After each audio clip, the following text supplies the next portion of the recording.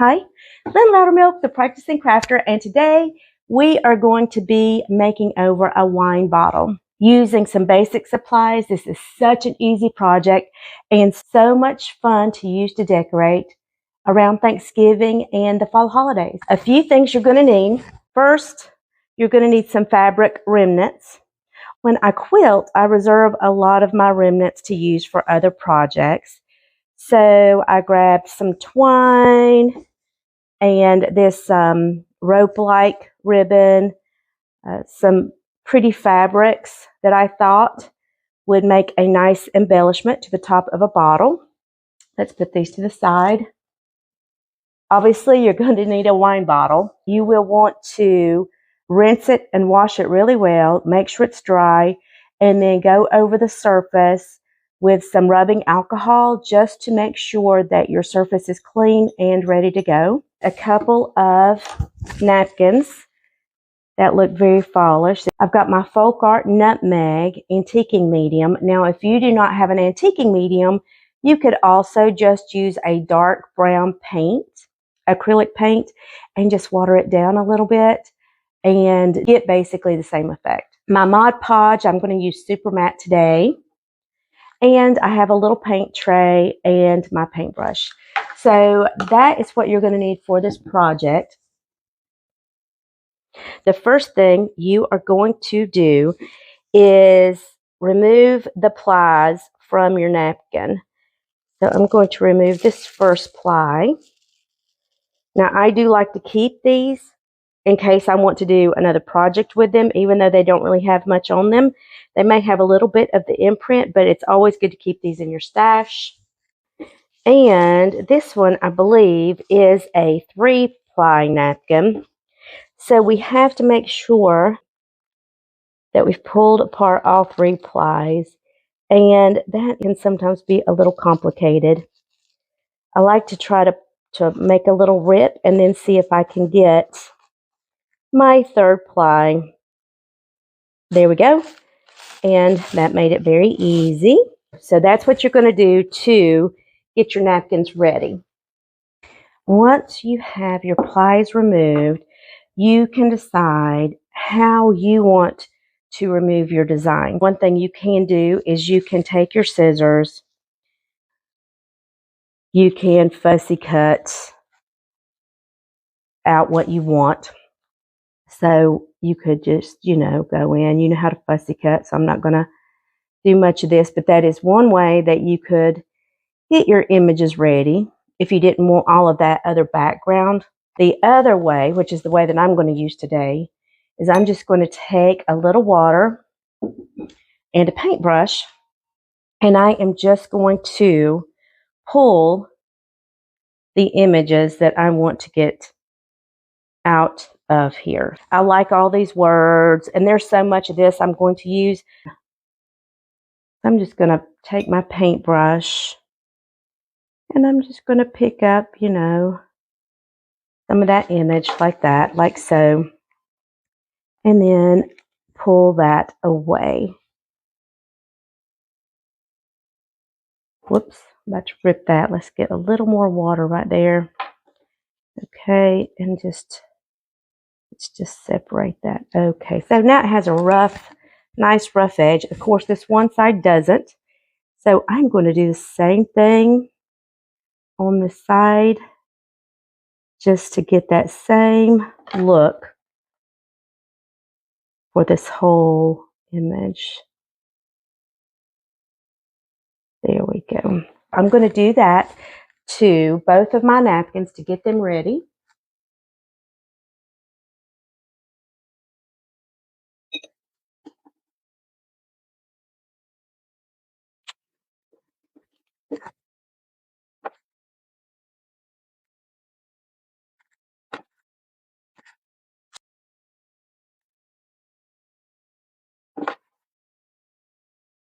I went ahead and painted my wine bottle. I used the FolkArt Chalk Paint in Oatmeal to go ahead and get my bottle painted.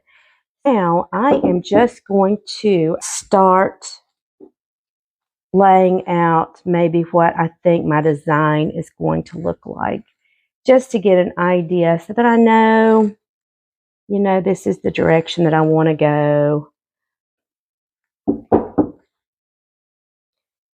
Maybe bring these around to cover my bottle a little bit more. Maybe I'll use these single ones closer to this other image just to not have it quite so busy. I love these set of napkins. I think they are just absolutely gorgeous. I have used these several times on projects. We are just going to add a coat of Mod Podge where we think that this image is going to fit right here. And I'm just, you know, kind of willy-nilly. It doesn't have to be perfect.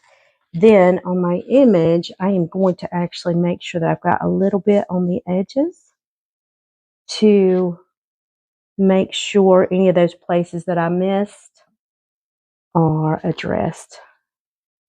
So let's just do that real quick. You do need to be easy because anytime you're working with napkins in Mod Podge, napkins are so delicate, and we want to make sure that we do not rip that napkin as we are working on it. So just keep that in mind when you are doing this. Just kind of try to be careful. So now I am going to place this on my bottle. Right. Get it on there. The wrinkles on this project don't really bother me all that much. And the reason is because I'm going to use that antiquing. Any little bumps and ridges that may still be on there, it's going to highlight those and make those just beautiful. Some people like to use a brush for this. I like to use my fingers. So, you know, do whatever you're the most comfortable with. Just whatever you do, keep in mind that it's delicate. See, I just pulled that loose, which is fine. I mean, for this project, it's fine. It's not going to be a deal breaker, but let's just make sure that we've got all of these pressed down.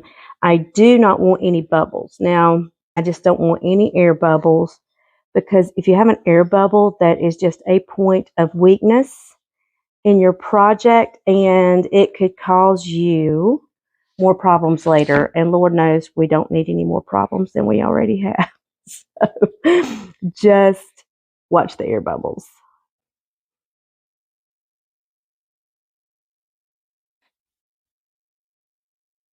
Okay, see, I just pulled that away a little bit too, which is fine. Just gonna pull that off. And that one, I just had too much Mod Podge, and that will happen. Again, some projects, it may be a big deal. On this project, if it's around the edge, really, it's not a big deal. So, you know, don't sweat the small stuff. I'm just going to go around the edges right here just to make sure that I've got those sealed. I am just going to keep doing that all the way around the bottle with these images until I'm happy with how that looks.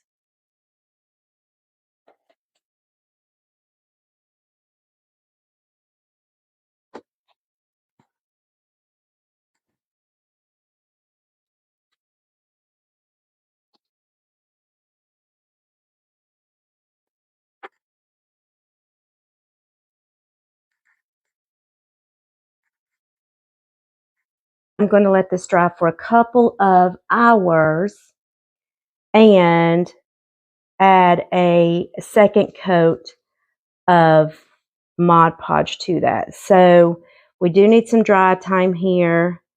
And once this dries really well, we are going to go back and just add one more coat of this Matte Mod Podge.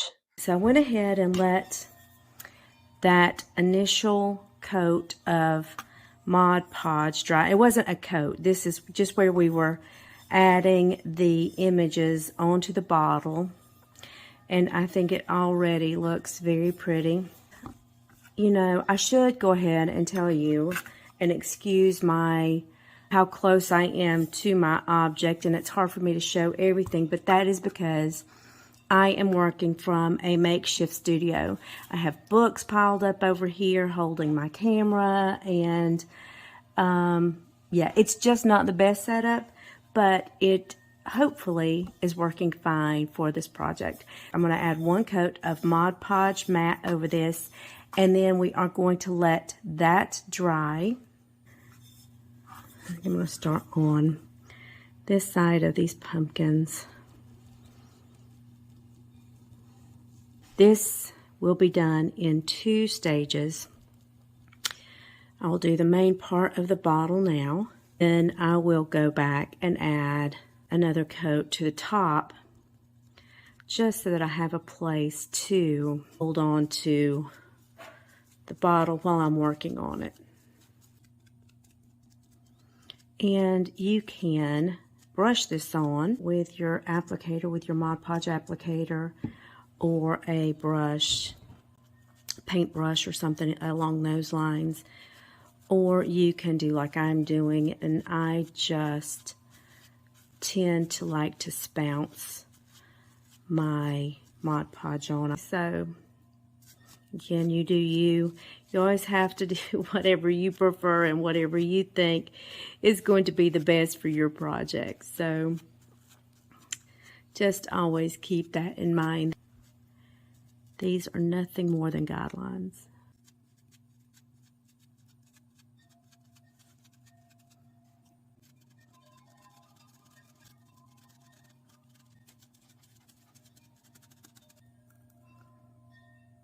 I am going to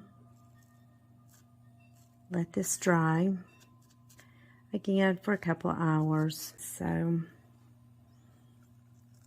all right, so that'll be our next step, is to do the top. I'm not going to video that because there's no reason to video it.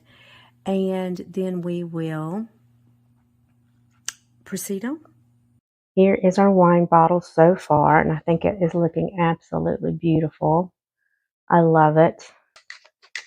What we are going to do, just because I love that look, especially in fall, is again, I'm going to use my nutmeg antiquing medium. If you do not have an antiquing medium, you could just take a brown acrylic paint and just water it down a little bit and use that to create your antiquing. Once you watered it down, you would do the same thing that I'm getting ready to do here. And basically that is just going to take a little bit of this medium, and I'm going to work in sections. So I'm just going to start at the top here. And I'm just going to work in sections. And what I'm going to do is, normally I would be using a lint-free cloth for this, but I am not at my house and I have limited supplies. So I am just using a paper towel to wipe that off. We're just going to do a small section at a time and then go back and wipe off that antiquing medium. And we are just going to do that all the way around this bottle. Basically, just get some good coverage.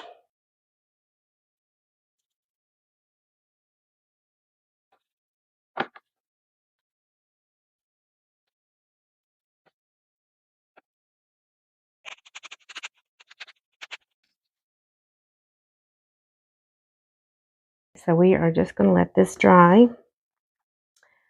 And we just have a couple more steps and we will be finished with this guy. In order to be able to just wipe this down if it gets dusty or anything like that, we are going to put one more coat of Mod Podge on here. And I am going to do that, as you've seen me do it many times before, with my Spouncer. Let's find a good starting point. And I will do the bottom and let that dry and then go back and do the top. So let's just start on the other side of this pumpkin. And we will make our way around.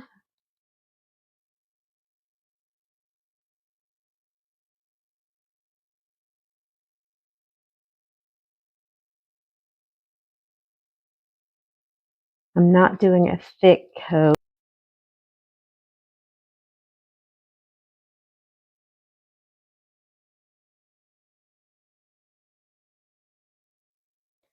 All right, so our wine bottle has dried.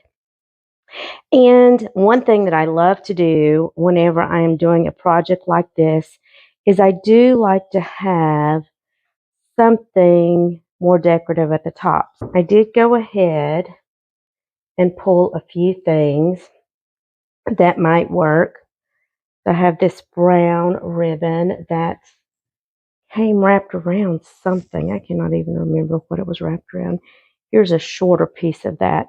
I keep a glass full of remnants just for times like these. So I think that that one is kind of pretty. Let's see. And I just grabbed several things out of that jar to see how they would work. I've got just some twine, maybe. Not sure.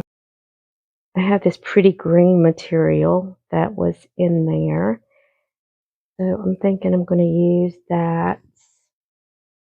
Or I was looking at this material, this off-white. I think that one's fun. It's a flannel, which also reminds me of, you know, fall. Okay, so let's get some scissors and rip these apart and shorten them and all those kinds of things. And then we will make a pretty little ribbon just to go around the top of this bottle.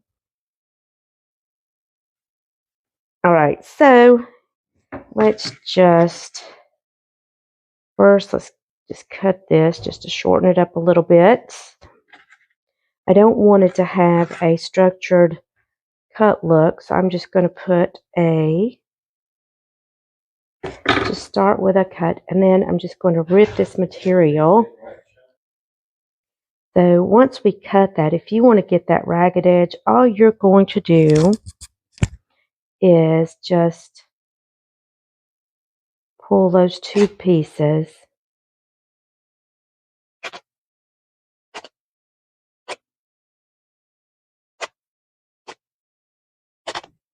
And that will give you that uneven look.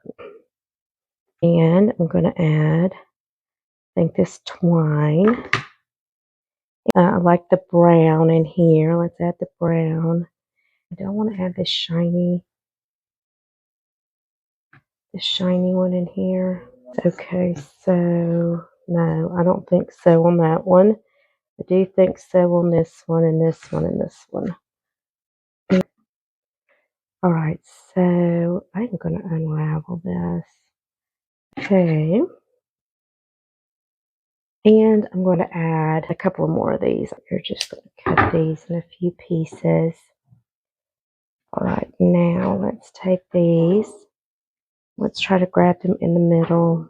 I have got two ribbons of the ones that I'm going to be using for my little tie-off. It's not really a bow, but it is a, I don't know how you describe it. It's just going to be a lot of stringy things tied together is what it's going to be.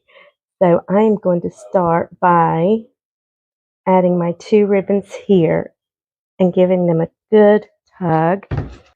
So I'm going to take this and we are going to just tie this off right here and pull it really snug. And if you wanted to, you could probably put one more knot in there. Let's do that. Oh yeah, there we go. And so now I am just going to cut these. I have tied these off. Now I'm working on cutting them to a length that I like. And I actually think I'm going to probably take this shorter, but start out longer and go down to, you can always cut a little shorter, but you can never just add back. So I'm just going to put that back. Let's see how I like this. And it still needs to be a little more, I don't know, it just doesn't look right yet. So we're just gonna keep going. So let's take off a little bit more off of each of these. Here we go. And again, I think I'm gonna have to maybe just cut this one right here. I think that I'm gonna like that better. That length looks like it is working out for us. Just figure out about where I want it on this other side. And let's start cutting some of these off. You don't want to look wonky. I think those are a little long. Let's take off a little bit more. Alright, so let's ravel those ends a little bit. Ravel the twines. If you stuck around this long, I want to thank you for sticking around. If you decide to do something similar, I would love to see it. You can share that with me on Facebook or Instagram. Just tag the Practicing Crafter. And until next time, just get out there, create something fun, make it yours, and enjoy the process that it takes for you to get your project to come together. Thanks, and have a great day. Bye.